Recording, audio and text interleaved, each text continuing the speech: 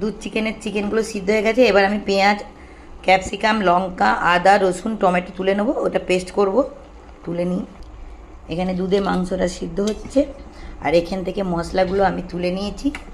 তুলে নিয়ে এই যেখানে আলাদাভাবে রেখেছি এগুলোকে বাটবো। একটু ঠান্ডা হলে বেটে নেবো, তারপরে মেন রান্না যাব।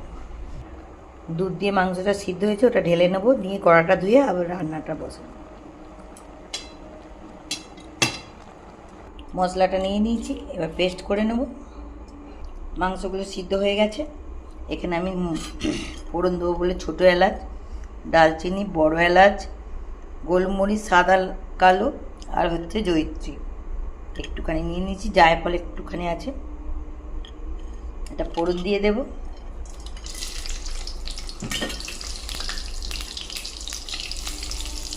আর এখানে মশলাটা বেটে নিয়েছি।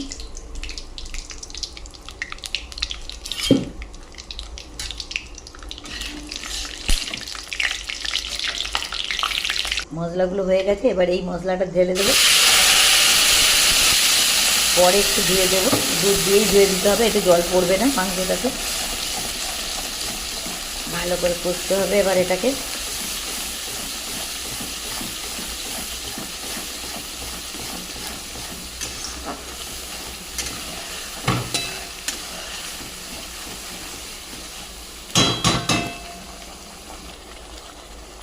ভালো করে কষতে হবে মশলাটা।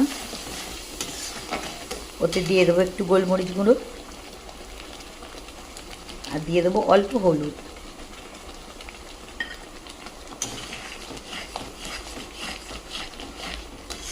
এই দুধ চিকেনটা দুর্দান্ত খেতে।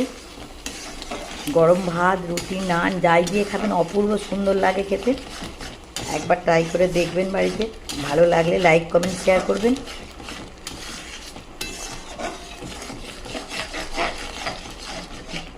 এটা যতক্ষণ কষতে হবে, যতক্ষণ না তেল বেরোয় ততক্ষণই কষতে হবে।